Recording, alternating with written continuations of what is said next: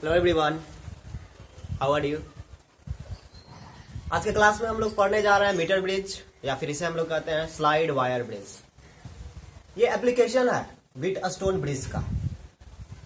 आप Wheatstone bridge पढ़े थे, इस तरह का सर्किट।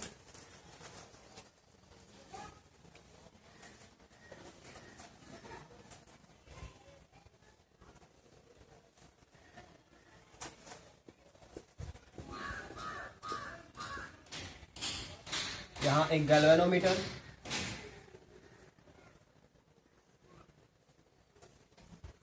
और यहां एक बैटरी। यह है व्हीटस्टोन ब्रिज। पढ़े आप लोग इसके बारे में। सपोज ये पॉइंट को ए नाम दिया जाए, इसे बी, इसे सी और इसे डी। तो ये आर्म बी डी को कहा जाता है गैल्वेनोमीटर आर्म, और आर्म ए सी को कहा जाता है बैटरी आर्म। और ये जो गैल्वेनोमीटर है इसका रेसिस्टेंस सपोज Rg है। ओके, तो इस तरह के सर्किट को हम लोग कह रहे हैं व्हीटस्टोन ब्रिज। और याद होगा आपको, यदि गैल्वेनोमीटर में करंट 0 हो, गैल्वेनोमीटर में कोई करंट नहीं जाता हो, तो हम क्या कहेंगे, ये व्हीटस्टोन ब्रिज बैलेंस्ड है। और कोई व्हीटस्टोन ब्रिज बैलेंस्ड हो, इसके लिए क्या कंडीशन था, याद है आपको। ओके, सही बात है। R1/R2 equal to R3/R4। ये था balance condition for Wheatstone bridge. Okay, right. तो इस बैलेंस्ड व्हीटस्टोन ब्रिज के हेल्प से हम लोग एक सेटअप तैयार करेंगे, जिसके हेल्प से एक अननोन रेसिस्टेंस पता किया जा सके। एक नोन रेसिस्टेंस के हेल्प से, कोई रेसिस्टर जिसका रेसिस्टेंस पता हो हमें, उसके हेल्प से एक अननोन रेसिस्टर का रेसिस्टेंस पता किया जाएगा। और इसके लिए क्या यूज किया जाएगा, इसके लिए जो है एक्सपेरिमेंटल सेटअप हम लोग जो करेंगे, उसमें एक रेसिस्टिव वायर जिसका लेंथ 100 सेंटीमीटर यानी 1 मीटर हो, और फिर एक बैटरी का जरूरत होगा, एक नॉन रेसिस्टेंस का जरूरत होगा, और एक ऐसा रेसिस्टर जिसका रेसिस्टेंस हमें नहीं पता हो, पता करना हो। ओके, तो क्या है एक्सपेरिमेंटल सेटअप, मैं दिखाता हूं। हाँ, तो मीटर ब्रिज या स्लाइड वायर ब्रिज का एक्सपेरिमेंटल सेटअप जो है आपके सामने है।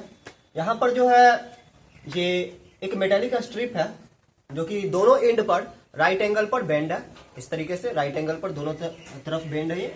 और इसमें जो है बीच में 2 गैप्स हैं, यहाँ और यहाँ। ओके, तो एक मेटेलिक स्ट्रिप है। ओके, और दोनों एंड्स पे ये राइट एंगल पे बेंड है, और इसमें जो है 2 गैप्स हैं, यहाँ दिख रहा है आपको। और इन मेटेलिक स्ट्रिप्स के बीच में एक रेसिस्टिव वायर है, एक वायर है रेसिस्टिव वायर। ओके, इसका लेंथ कितना है, कितना बताया था मैंने। Okay, 100 centimetre. तो ये जो रेसिस्टिव वायर है इसका लेंथ है 100 सेंटीमीटर। ओके, और फिर उसके बाद जो है आप देखिए, इस गैप में जो है एक अननोन रेसिस्टर कनेक्ट किया गया है, एक रेसिस्टर जिसका रेसिस्टेंस अननोन हो वो कनेक्ट किया गया है। और ये जो दूसरा गैप है, इसमें एक स्टैंडर्ड रेसिस्टर जो है कनेक्ट किया गया है, एक स्टैंडर्ड रेसिस्टर जिसका रेसिस्टेंस जो है आपको पता होगा। और फिर यहाँ पर जो है एक बैटरी कनेक्ट किया गया है। ओके, अब देखिए, यहाँ से एक गैल्वेनोमीटर कनेक्ट किया गया है। गैल्वेनोमीटर का एक एंड जो है यहाँ कनेक्ट किया गया है। ओके, और गैल्वेनोमीटर का दूसरा एंड जो है एक जॉकी से कनेक्टेड है। ओके, एक जॉकी, नाइफ एज जॉकी, एक जॉकी जिसका सिरा नुकीला हो। ओके, तो नाइफ एज जॉकी से जो है इसे कनेक्ट किया गया है। और ये जो जॉकी है, ये जॉकी इस तरीके से यहां स्लाइड कर सकता है, इस तरीके से। ये जॉकी जो है इस रेसिस्टिव वायर पे इस तरीके से ऐसे स्लाइड कर सकता है। ओके, और इसके सामने होगा एक मीटर स्केल। मीटर स्केल आप लोग जानते हैं, मीटर स्केल का लेंथ कितना होता है, बताइए कितना होता है जल्दी से। मीटर स्केल का लेंथ कितना होता है, ओके 1 मीटर। ओके, तो यहाँ इसके सामने जो है आपके पास है एक मीटर स्केल।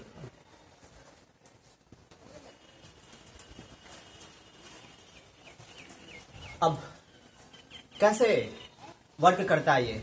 ओके, इसका वर्किंग क्या है, किस तरीके से आप इस अननोन रेसिस्टर का रेसिस्टेंस पता करेंगे। शुरू करते हैं।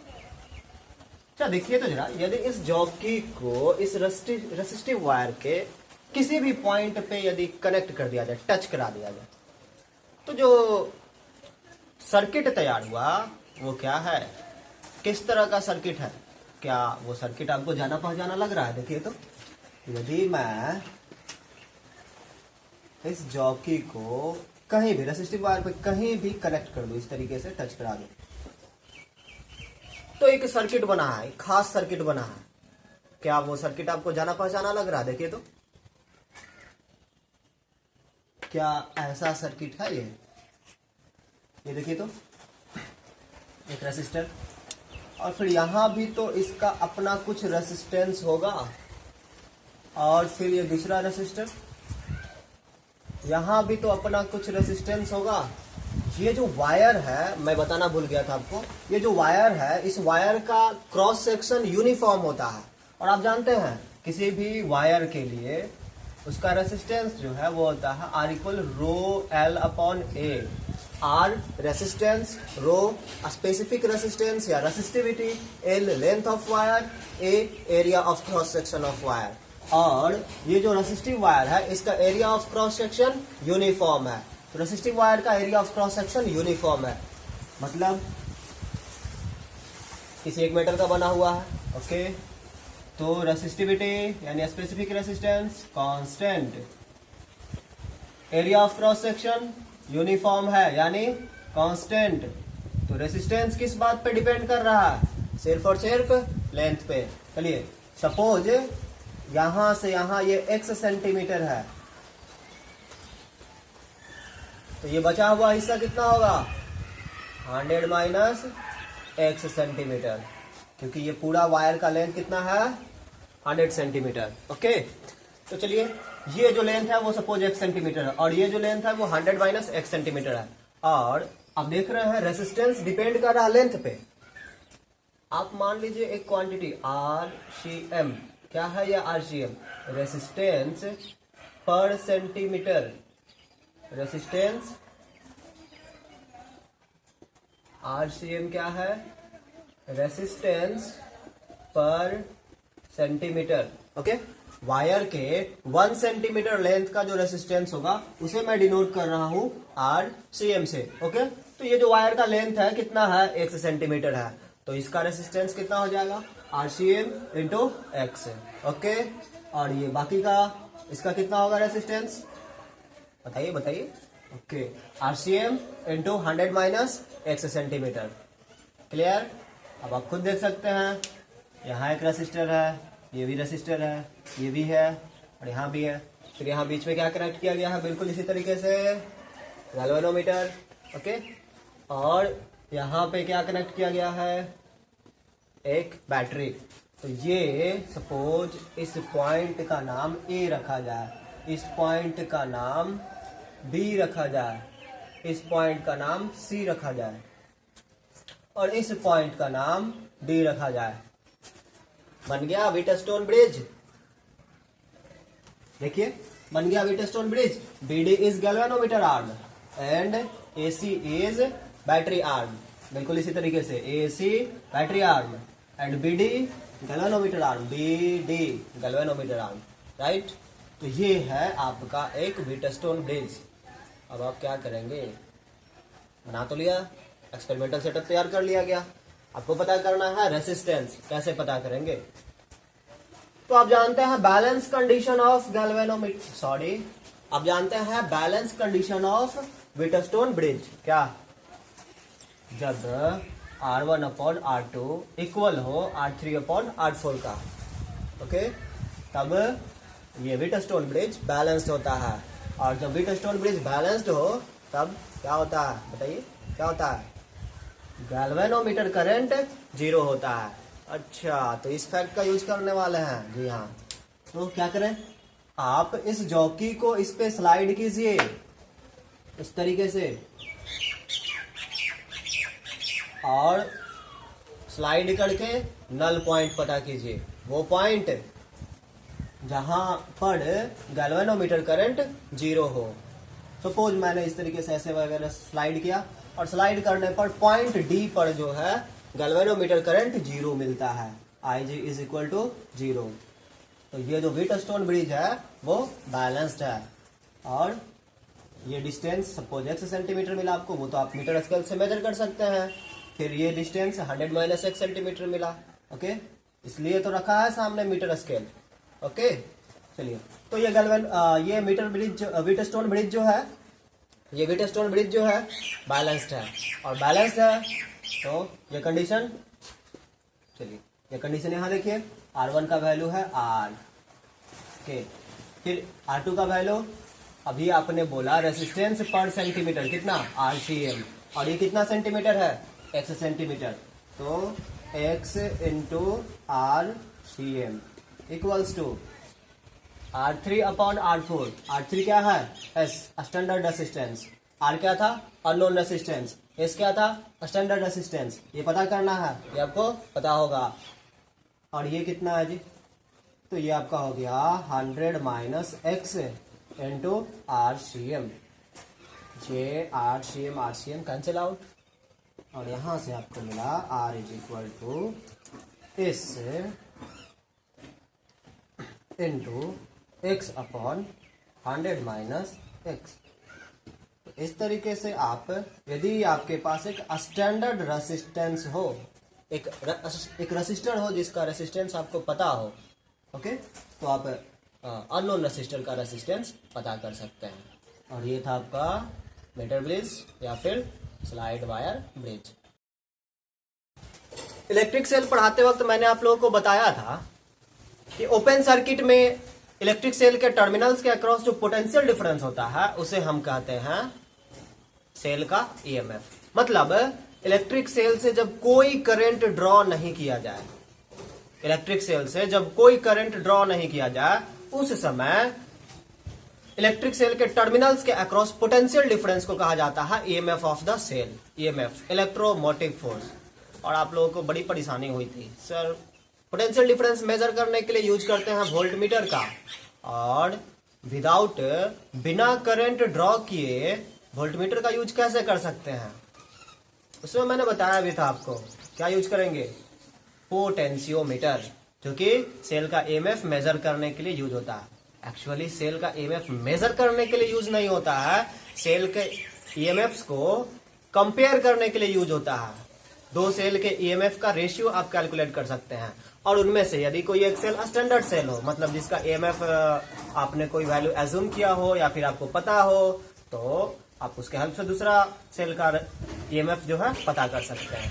इतना ही नहीं, आप पोटेंशियोमीटर के हेल्प से सेल का इंटरनल रेसिस्टेंस भी पता कर सकते हैं। तो पोटेंशियोमीटर के दो एप्लीकेशंस हैं, क्या, पहला to compare the EMFs of two cells and to measure the internal resistance of cell, okay. तो क्या है इसका प्रिंसिपल और क्या है इसका वर्किंग, सो हम लोग बात करते हैं। तो अब आपके सामने है पोटेंशियोमीटर का इलेक्ट्रिक सर्किट। किस तरीके से आप पोटेंशियोमीटर बनाएंगे, कैसा उसका सेटअप तैयार करेंगे, वो आपके सामने फिगर में है। देखिए, ये जो वायर है ये एक यूनिफॉर्म क्रॉस सेक्शन वाला रेसिस्टिव वायर है। ये वायर एक यूनिफॉर्म क्रॉस सेक्शन वाला रेसिस्टिव वायर है। और इसका लेंथ, नहीं, लेंथ के बारे में कुछ सोचने की जरूरत नहीं है। जैसा आपने मीटर ब्रिज में पढ़ा कि हाँ 100 सेंटीमीटर लेंथ का वायर होना चाहिए, ऐसा कुछ यहाँ पर कंडीशन नहीं है। इस वायर का लेंथ आप कुछ भी सुटेबली चूज कर सकते हैं, ओके। और यहाँ देखिए, इसके एंड्स के अक्रॉस जो है एक बैटरी कनेक्ट किया गया है, ओके। और जिस सेल का ईएमएफ आपको पता करना है उसको आप एज्यूम कर लीजिए, सपोज उसका ईएमएफ जाई है, ओके। तो जिस सेल का ईएमएफ जो है आपको कैलकुलेट करना है या पता करना है, उसको आप यहाँ पे कनेक्ट कीजिए, ठीक है। ध्यान दीजिए, यदि ये पॉइंट पॉजिटिव है, यदि ये टर्मिनल पॉजिटिव है, ओके, तो ये पॉइंट हाई पोटेंशियल पर होगा, ये पॉइंट लो पोटेंशियल पे होगा। इसके पॉजिटिव टर्मिनल को हाई पोटेंशियल पे कनेक्ट करना है। जो जिस सेल का ईएमएफ आपको पता करना है उसके पॉजिटिव टर्मिनल को हाई पोटेंशियल वाले पॉइंट पे कनेक्ट करेंगे, और नेगेटिव टर्मिनल को एक गैल्वेनोमीटर से कनेक्ट करेंगे, और गैल्वेनोमीटर का जो दूसरा एंड होगा वो एक जॉकी से कनेक्टेड होगा, राइट, ओके। अब कैसे ये वर्क करेगा, तो सबसे पहले इस वायर के बारे में जानते हैं। क्या था ये वायर, एक रेसिस्टिव वायर था जिसका area of cross section uniform रह रहा है, ओके, तो इससे क्या फायदा होगा, देखिए यदि area of cross section uniform है तो रेसिस्टेंस डिपेंड करेगा किस पर, लेंथ पर। ओके, तो रेसिस्टेंस डिपेंड कर रहा है लेंथ पर, resistance depends on nothing but length. Okay, and आप जानते हैं इसके अक्रॉस पोटेंशियल डिफरेंस, ओके, इसके अक्रॉस पोटेंशियल डिफरेंस, इस वायर के एंड्स के अक्रॉस पोटेंशियल डिफरेंस जो है अकॉर्डिंग टू ओम्स लॉ होता है आई आर, राइट। सपोज मैं इस लेंथ को ना लूं, मैं यहां से यहां के अक्रॉस, ठीक है, इस पॉइंट और इस पॉइंट के अक्रॉस पोटेंशियल डिफरेंस मेजर करना चाहता हूं, तो वो कितना होगा, देखिए तो V प्रोपोर्शनल टू R। यदि इस वायर से एक कांस्टेंट करंट हमेशा फ्लो कर रहा है, एक स्टेडी करंट जो है इस वायर से हमेशा फ्लो कर रहा है, राइट, तब V directly proportional to R, मतलब potential drop across any section of wire, okay, any portion of wire, wire का कोई भी छोटा सा टुकड़ा लीजिए, ठीक है, उसके अक्रॉस पोटेंशियल ड्रॉप कितना होगा, पोटेंशियल डिफरेंस कितना होगा, तो वो डिपेंड करेगा रेसिस्टेंस पे, एंड रेसिस्टेंस डायरेक्टली डिपेंड कर रहा है लेंथ पे। इसका मतलब क्या हुआ, इसका मतलब हुआ कि पोटेंशियल डिफरेंस डिपेंड कर रहा लेंथ पे। देखिए रेसिस्टेंस डिपेंड कर रहा लेंथ पे और पोटेंशियल डिफरेंस डिपेंड कर रहा रेसिस्टेंस पे, तो क्या हुआ, पोटेंशियल डिफरेंस डिपेंड कर रहा लेंथ पे। ओके, अब यहां पर एक कांस्टेंट ऑफ प्रोपोर्शनलिटी मिलेगा आपको, सपोज उसे मैं डिनोट कर देता हूं फाई से, राइट। इस फाई को हम लोग बोलते हैं पोटेंशियल ग्रेडियंट। क्या बोलते हैं, पोटेंशियल ग्रेडियंट। क्यों बोलते हैं potential gradient, because it is ratio of potential and length. Okay, potential drop पर unit length, okay, it is phi is potential gradient, means phi is potential drop per unit length। Okay, तो आपको ये पता चल गया कि potential drop जो है वो डिपेंड कर रहा है लेंथ पे, पोटेंशियल ड्रॉप जो है वो डायरेक्टली डिपेंड कर रहा है लेंथ ऑफ द वायर पे, ठीक है। वायर का आप कितना लेंथ, किस लेंथ के अक्रॉस आप पोटेंशियल डिफरेंस पता करना चाहते हैं, ठीक है, जिस सेक्शन के अक्रॉस आप पोटेंशियल डिफरेंस पता करना चाहते हैं उसके लेंथ के डायरेक्टली प्रोपोर्शनल होगा पोटेंशियल डिफरेंस। ओके, और यही है इस पोटेंशियोमीटर का कॉन्सेप्ट, इसका प्रिंसिपल, इसी प्रिंसिपल पर जो है पोटेंशियोमीटर वर्क करता है। ओके, देखिए तो सपोज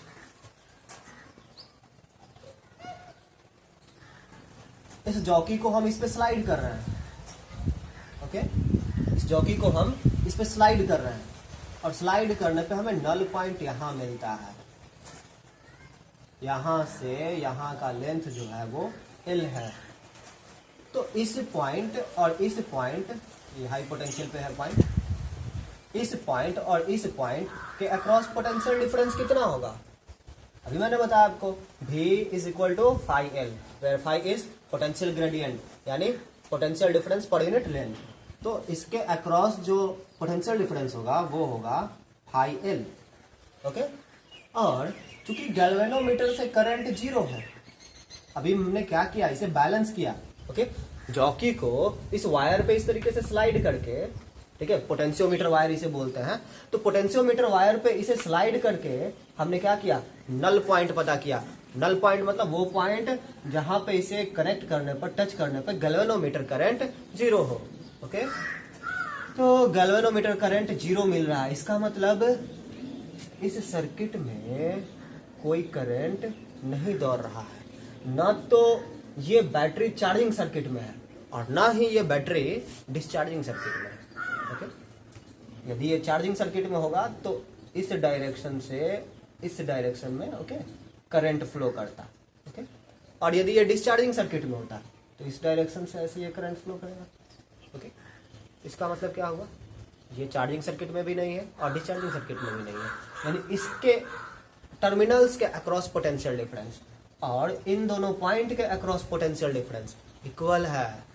ओके, सेल के टर्मिनल्स के अक्रॉस पोटेंशियल डिफरेंस और इन दोनों पॉइंट्स के अक्रॉस पोटेंशियल डिफरेंस सेम है। ओके, चलिए तो हम क्या लिख सकते हैं, xi is equal to V, मतलब फाई L। ओके, ठीक है जी, सेल के टर्मिनल्स के अक्रॉस पोटेंशियल डिफरेंस है फाई एल। क्यों लिख दिए आप xi is equal to phi L?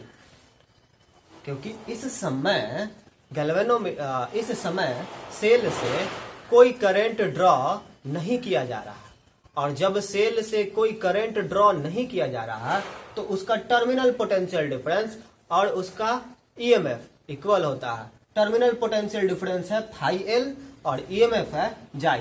तो क्या मिला आपको? Xi is equal to phi L. यदि आपको फाई का वैल्यू पता है, यानी पोटेंशियल ग्रेडियंट पता है, तो आप जो है बता सकते हैं ईएमएफ। लेकिन एक्चुअली ये नहीं पता होता है। हम लोग कंपेयर करते हैं दो सेल के ईएमएफ को, हम लोग पोटेंशियोमीटर के हेल्प से कंपेयर करेंगे। ओके, ये जो एक्सपेरिमेंट है, इस एक्सपेरिमेंट को हम लोग दो बार करते हैं, एक अननोन सेल के साथ और एक नोन सेल के साथ। ओके, सपोज ये जो अननोन सेल है, ठीक है, सपोज ये जो अननोन सेल है इसका ईएमएफ जाई 1 है, ठीक है, और इसके लिए जो बैलेंसिंग लेंथ मिला वो मिला आपको L1। तो आप लिखेंगे जाई 1 is equal to phi L1, ठीक है। और एक फिर आप लाइए नॉन सेल जिसका ईएमएफ आपको पता हो, मान लीजिए उसका वैल्यू जो है जाई 2 है, राइट। मान लीजिए उसका वैल्यू जो है उसका ईएमएफ जो है वो जाई 2 आपको पता था, ठीक है। और उसके लिए जो बैलेंसिंग लेंथ मिला था वो सपोज आपको मिलता है L2। तो आप जाई 2 इज इक्वल टू लिखेंगे फाई L2। अब इन दोनों का रेशियो लीजिए, जाई 1 upon xi 2 is equal to phi L1 upon phi L2। Phi और phi cancel out, xi 1 is equal to L1 upon L2 into xi 2। यदि आपको जाई 2 का वैल्यू पता हो, यानी जाई 2 एक स्टैंडर्ड सेल हो जिसका ईएमएफ आपको पता हो, तब आप उसके हेल्प से एक सेल जिसका ईएमएफ नहीं पता हो उसका ईएमएफ आप पता कर सकते हैं। ओके, तो आप पोटेंशियोमीटर के हेल्प से ईएमएफ कैलकुलेट नहीं करते हैं, एक्चुअली आप दो सेल्स के ईएमएफ का कंपैरिजन करते हैं। ओके, तो अभी आपको मैंने बताया प्रिंसिपल ऑफ पोटेंशियोमीटर। अब मैं आपको इसका फर्स्ट एप्लीकेशन बता रहा हूं, किस तरीके से आप सेल्स के ईएमएफ को कंपेयर करेंगे।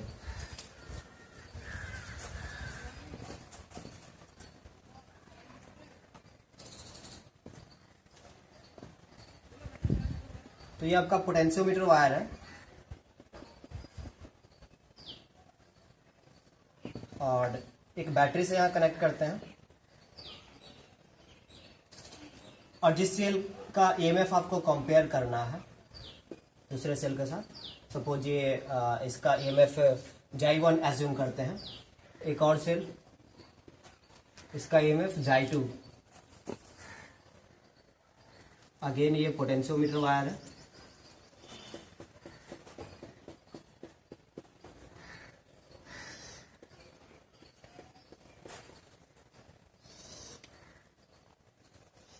और ये गैल्वेनोमीटर से कनेक्ट करते हैं।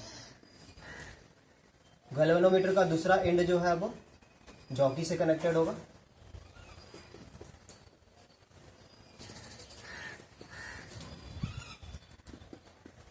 सेल का पॉजिटिव टर्मिनल जो है हाई पोटेंशियल वाले पॉइंट पर रखेंगे और नेगेटिव टर्मिनल को गैल्वेनोमीटर से कनेक्ट करेंगे। सेल का पॉजिटिव टर्मिनल हाई पोटेंशियल वाले पॉइंट पर रखेंगे और नेगेटिव टर्मिनल को गैल्वेनोमीटर से कनेक्ट करेंगे।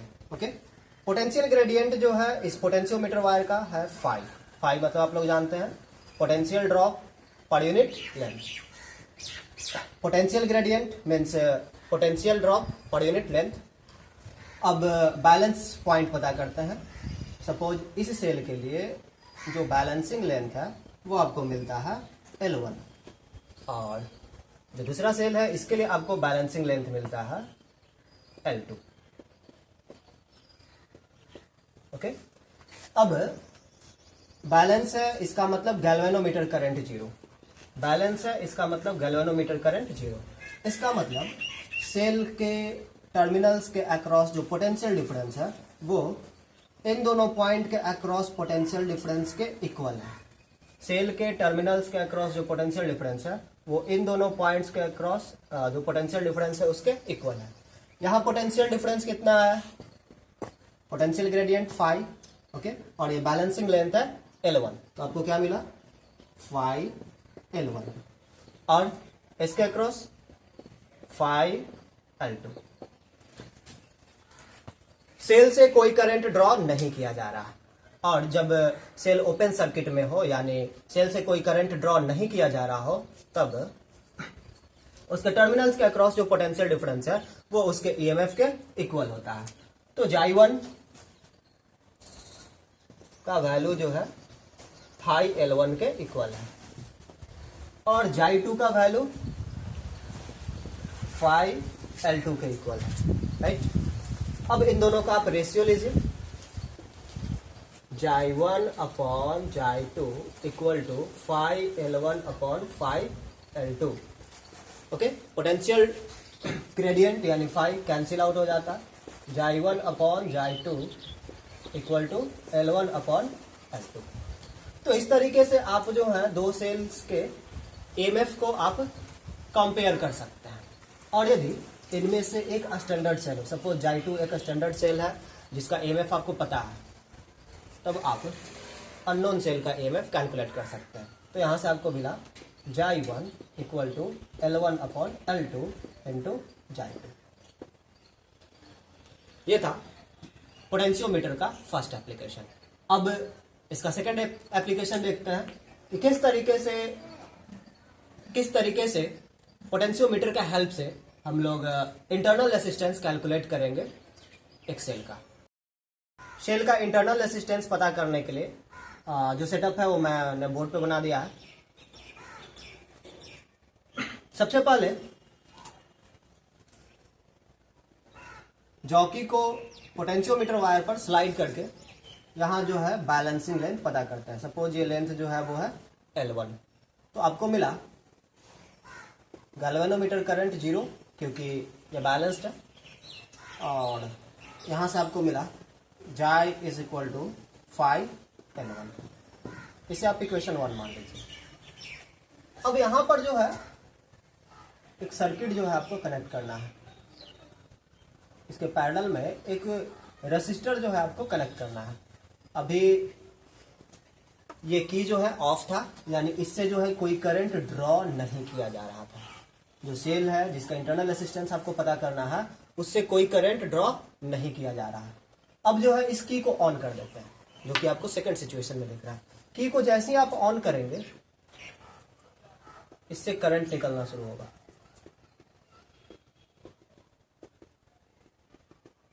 और फिर से आपको गैल्वेनोमीटर करंट 0 रखना है। अब देखिए, तो अब जो ये टर्मिनल पोटेंशियल डिफरेंस है वो J से कम होगा, क्योंकि आप जानते हैं जब सेल डिस्चार्जिंग सर्किट में चला जाए तब टर्मिनल पोटेंशियल डिफरेंस उसके ईएमएफ से कम होता है। अभी बैलेंसिंग लेंथ आपको L1 मिला, और अब जो बैलेंसिंग लेंथ मिलेगा वो L2 है, और L2 जो है वो L1 से कम होना चाहिए। क्यों? L2 जो है L1 से कम होना चाहिए। क्यों? क्योंकि ये जो आपको इस लेंथ के अक्रॉस जो पोटेंशियल डिफरेंस आपको दिख रहा है, ये सेल का टर्मिनल पोटेंशियल डिफरेंस है, और सेल का टर्मिनल पोटेंशियल डिफरेंस उसके ईएमएफ से कम होता है जब सेल क्या डिस्चार्जिंग सर्किट में। ओके, और ये सेल जो है डिस्चार्जिंग सर्किट में जा चुका है, क्योंकि सेल से करंट ड्रॉ किया जा रहा है। फर्स्ट केस में सेल से कोई करंट ड्रॉ नहीं किया जा रहा था। ओके, तो उस समय उसका टर्मिनल पोटेंशियल डिफरेंस जो था वो उसके ईएमएफ के इक्वल था। लेकिन अब टर्मिनल पोटेंशियल डिफरेंस ईएमएफ से कम होगा। ओके, सपोज ये लेंथ मिला आपको, बैलेंसिंग लेंथ L2, राइट। तो आप क्या लिख सकते हैं? Terminal potential difference is equal to 5L2। और टर्मिनल पोटेंशियल डिफरेंस कितना होगा इन दोनों पॉइंट के अक्रॉस? ये पूरा का पूरा तो अपने आप में एक सेल है, आपको पता है, क्योंकि इंटरनल रेसिस्टेंस सेल के अंदर होता है। ओके, तो सेल के जो इलेक्ट्रोलाइट्स है ना, उसका रेसिस्टेंस जो है इंटरनल रेसिस्टेंस कहा जाता है। तो इन दोनों पॉइंट्स के अक्रॉस जो पोटेंशियल डिफरेंस है वो है आपका टर्मिनल पोटेंशियल डिफरेंस, या फिर कह सकते हैं इन दोनों पॉइंट्स के अक्रॉस जो पोटेंशियल डिफरेंस है वो है टर्मिनल पोटेंशियल डिफरेंस। इन दोनों पॉइंट्स के अक्रॉस पोटेंशियल डिफरेंस कितना है? वो है I इंटू कैपिटल R।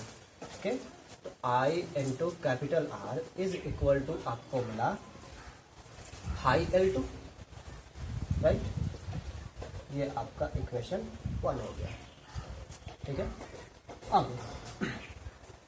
अब यहां पर इसके लिए क्या रिलेशन जानते हैं आप? किरचॉफ्स लॉ भी अप्लाई कर सकते हैं। आप जानते हैं xi is equal to I R plus I R, okay. इस सेल के लिए जब सेल डिस्चार्जिंग सर्किट में हो तो सेल का ईएमएफ जाई जो है वो टर्मिनल पोटेंशियल डिफरेंस प्लस आई इंटू इंटरनल रेसिस्टेंस के इक्वल होता है। ये रिलेशन आप पढ़े हुए हैं, किरचॉफ्स लॉ के हेल्प से आप इसे देख भी सकते हैं। यहाँ पे इस तरीके से आप एक लूप में घूम कर देखिए, यहाँ से यहाँ गए जाई, ओके। फिर यहाँ पर ये माइनस आई आर और फिर यहाँ पर भी minus I R, okay, is equal to 0। यहाँ से यहाँ चलते हैं तो जाई, ठीक है। फिर इसको जब क्रॉस करते हैं तो माइनस आई आर और फिर इसे जब क्रॉस करते हैं तो फिर minus I R is equal to 0। क्या मिला? Xi is equal to I R plus I R, okay, right. अब देखिए xi is equal to I common capital R plus small R, okay.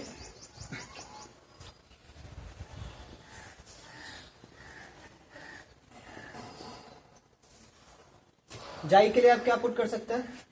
5L1 is equal to I R plus R, okay. और यहाँ आई का value कितना होगा? यहाँ से आप आई का वैल्यू लिख सकते हैं 5L2 अपॉन आर, ठीक है। 5L1 is equal to 5L2 upon R into capital R plus small R. 5 और 5 cancel out, L1 is equal to L2। और ये देखिए यहाँ सेपरेट डिवीजन कीजिए तो आपको मिलेगा 1 plus small R upon capital R, ठीक है। L2 को LHS में लाते हैं, L1 upon L2 is equal to 1 plus internal resistance upon resistance. फिर इसे आप LHS में भेजेंगे तो आपको मिलेगा L1 minus L2 upon L2 is equal to R upon R। अब यहाँ से इंटरनल रेसिस्टेंस का वैल्यू आपको मिला R into L1 minus L2 upon L2, okay. तो ये जो लेंथ है ये आप मीटर स्केल के हेल्प से मेजर कर सकते हैं, ठीक है।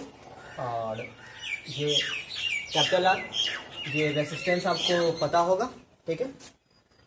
और इंटरनल रेसिस्टेंस जो है इसके हेल्प से आप कैलकुलेट कर सकते हैं। तो ये था पोटेंशियोमीटर का second application, determination of internal resistance of a cell. तो ये इस चैप्टर का, करंट इलेक्ट्रिसिटी चैप्टर का लास्ट टॉपिक था। तो आज के लिए इतना ही, थैंक यू।